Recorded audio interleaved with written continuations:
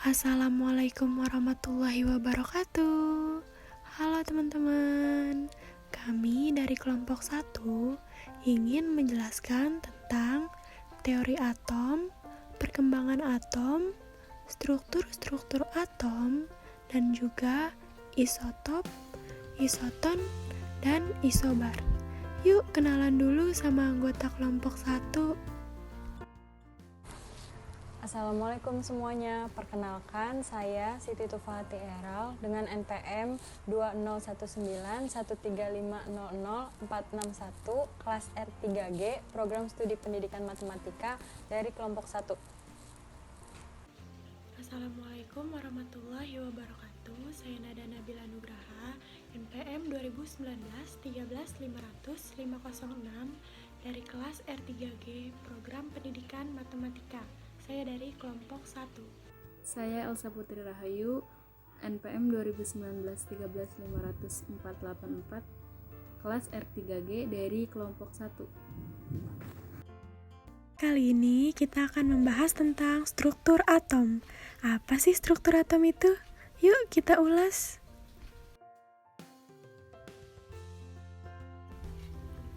Jadi, atom merupakan suatu satuan dasar materi yang terdiri atas inti atom serta awan elektron bermuatan negatif yang mengelilinginya. Atom juga memiliki partikel-partikel dasar, yaitu proton. Proton merupakan partikel bermuatan positif dalam suatu atom. Lalu ada elektron. Elektron merupakan partikel bermuatan negatif dalam suatu atom. Kemudian ada neutron. Neutron merupakan partikel yang bersifat netral atau tidak bermuatan.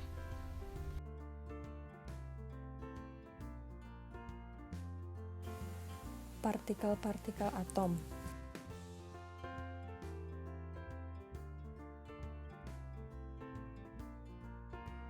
Jadi, atom itu terdiri atas inti atom dan elektron yang berbeda di luar inti atom. Inti atom sendiri terdiri atas proton dan neutron.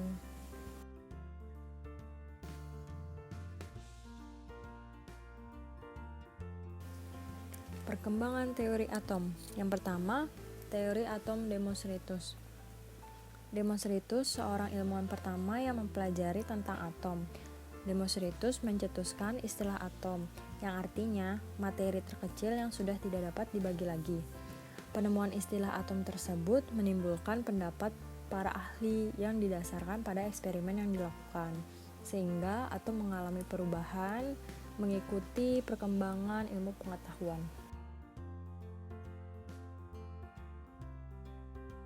Di antaranya, perkembangan teori atom dikembangkan oleh Dalton, Thomson, Rutherford, Bohr, dan mekanika kuantum.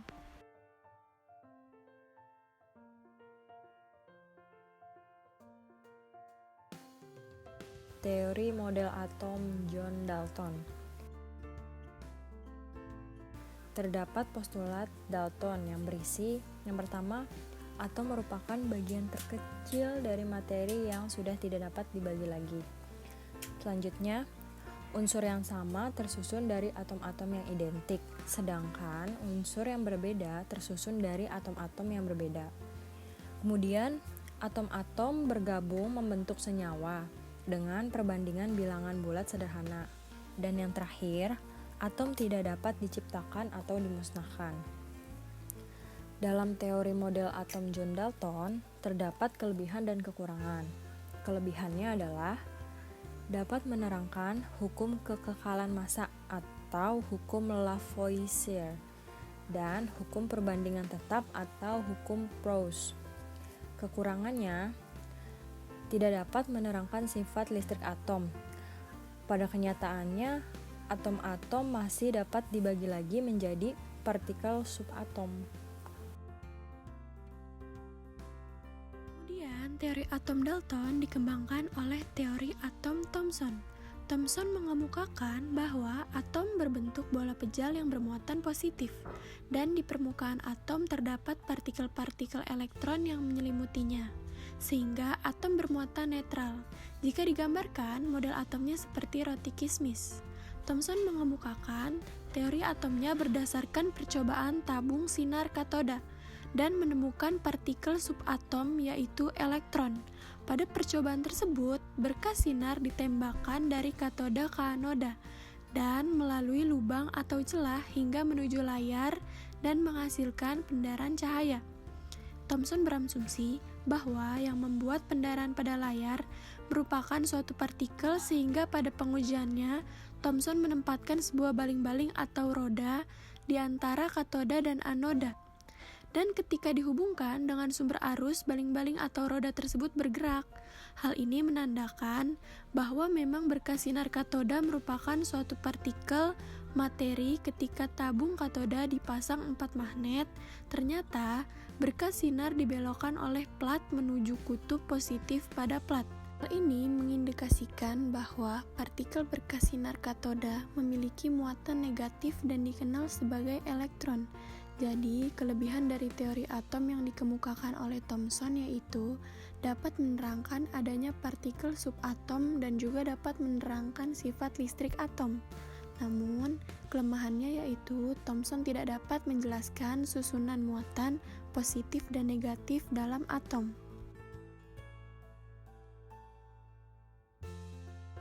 Yang kemudian dikembangkan lagi pada teori atom Rutherford. Rutherford mengemukakan bahwa atom memiliki inti atom bermuatan positif dan elektron bergerak mengelilingi inti. Teorinya didasarkan pada percobaan hamburan sinar alfa pada lempeng emas tipis, seperti pada digambar. Berkas sinar alfa ditembakkan melalui celah pada plat timbal menuju ke lempeng emas dan dihamburkan ke layar, lalu menghasilkan pedaran cahaya. Pada percobaan tersebut, terdapat beberapa fakta yang didapat. Dari berkas sinar alfa yang dilewatkan ke lempeng emas, ternyata mayoritas sinar diteruskan ke belakang lempeng yang terlihat dari pedaran yang dihasilkan.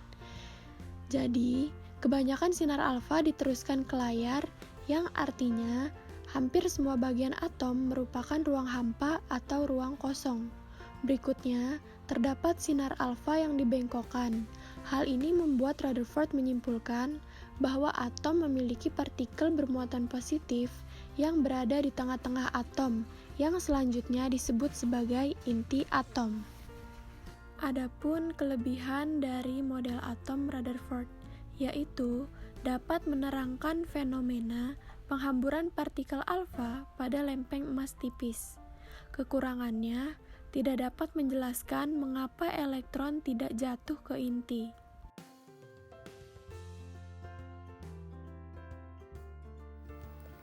Selanjutnya, model atom Bohr. Elektron mengitari inti atom dalam orbit-orbit tertentu yang membentuk lingkaran.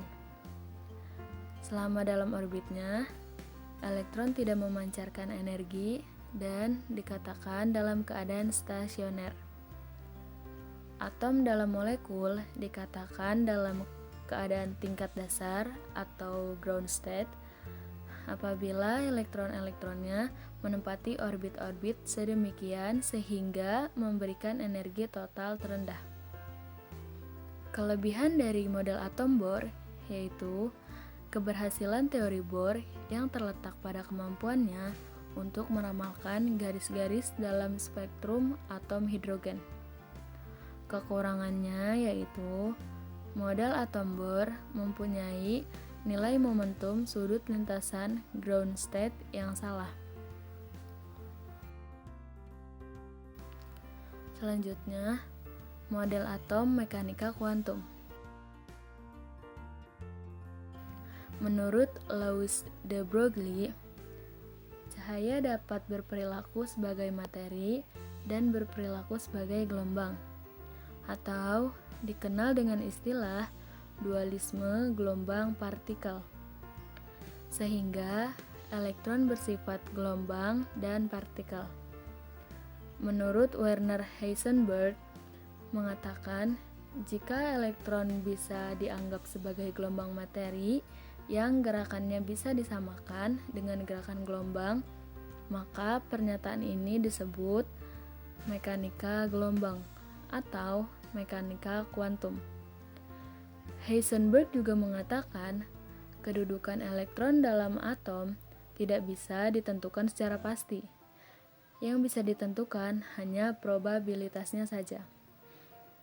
Sehingga dengan asas ketidakpastian bahwa ruang di sekitar inti ditemukan elektron yang disebut orbital. Menurut Erwin Schrödinger mengenai persamaan gelombang elektron dalam atom. Adapun kelebihan dari teori mekanika kuantum. Yang pertama, dapat menjelaskan posisi kebolehjadian ditemukannya elektron.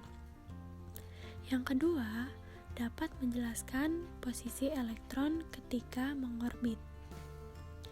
Adapun kelemahan teori mekanika kuantum, yaitu persamaannya hanya dapat diterapkan secara eksak untuk partikel dalam kotak dan atom dengan elektron tunggal. Notasi atom.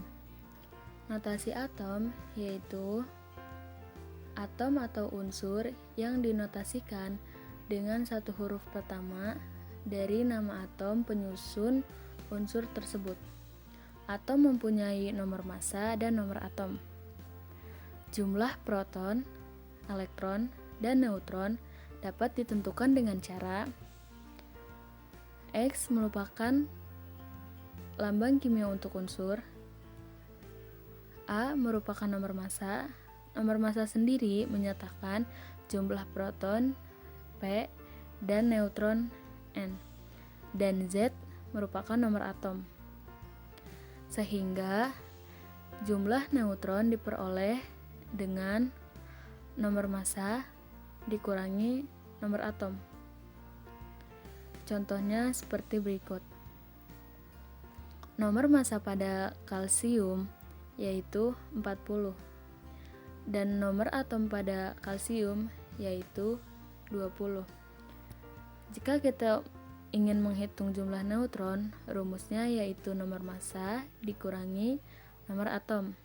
Jadi 40 dikurangi 20, sehingga jumlah neutronnya yaitu 20.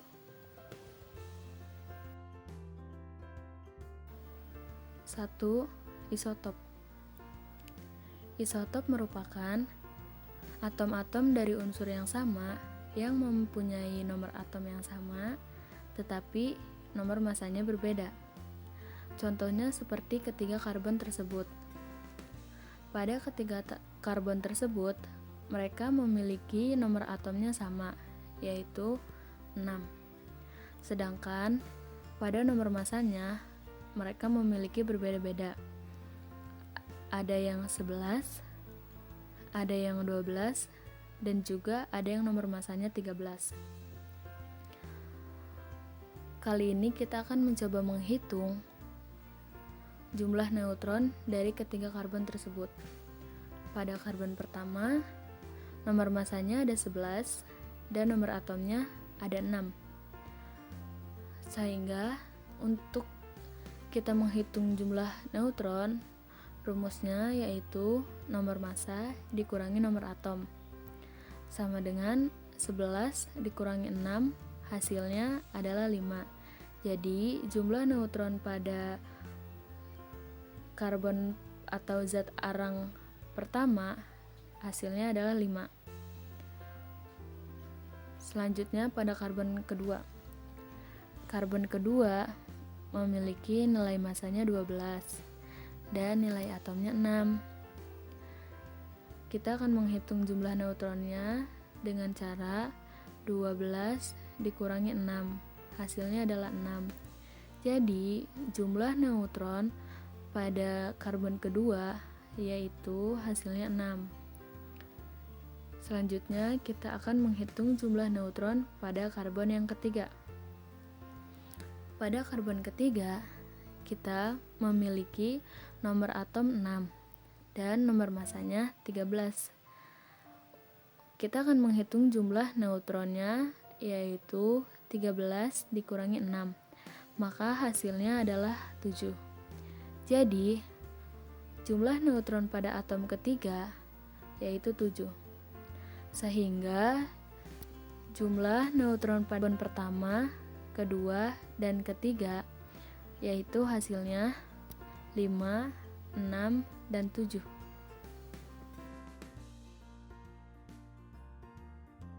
Berikutnya ada isobar. Isobar adalah atom dari unsur yang berbeda, mempunyai nomor atom yang berbeda pula, tetapi mempunyai nomor massa yang sama. Misalnya, C14 6 dan N14 7 sama-sama mempunyai nomor massa yaitu 14. Contoh berikutnya, Na24 11 dan Mg24 12 sama-sama mempunyai nomor massa 24.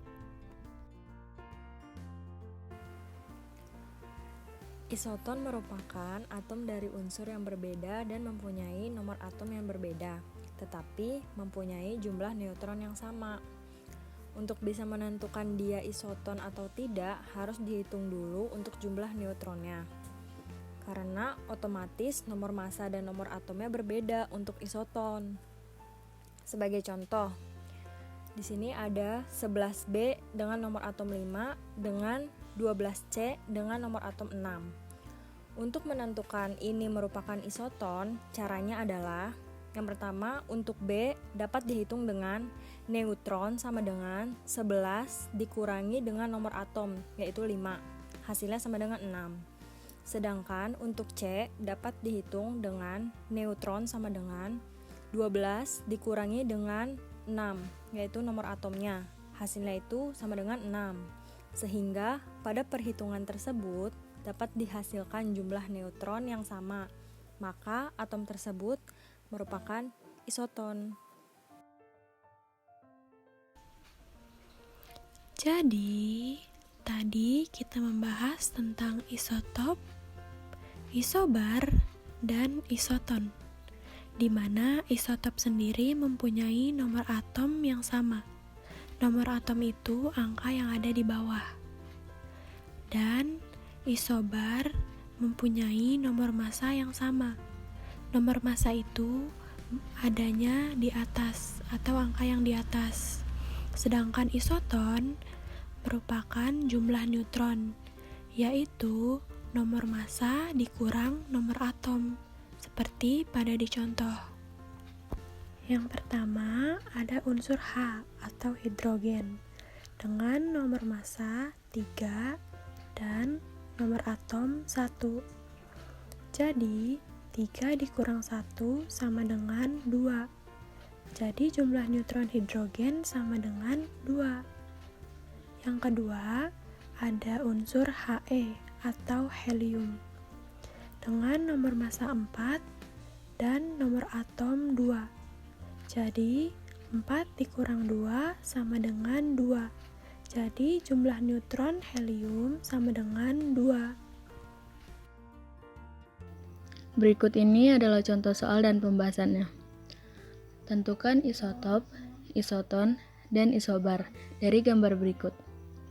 Pembahasannya adalah ketiga hidrogen dari gambar tersebut merupakan isotop karena ia memiliki nomor atom sama, yaitu 1. Kedua oksigen dari gambar tersebut merupakan isotop juga karena ia memiliki nomor atom sama semua, yaitu 8. Kedua natrium dari soal tersebut merupakan isotop juga karena ia memiliki nomor atom yang sama, yaitu 11. Selanjutnya, kedua natrium dari soal tersebut merupakan isobar karena ia memiliki nomor massa yang sama, yaitu 24. Kemudian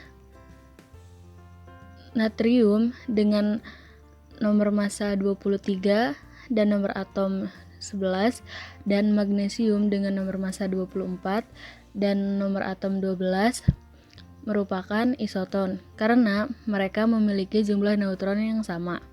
Natrium hasilnya yaitu 23 dikurang 11 sama dengan 12. Dan magnesium 24 dikurang 12 sama dengan 12. Jadi mereka merupakan isoton karena memiliki jumlah neutron yang sama. Sekian penjelasan dari kami kelompok 1. Terima kasih telah belajar bersama kami. Selamat belajar dan semoga sukses. Sampai jumpa kembali.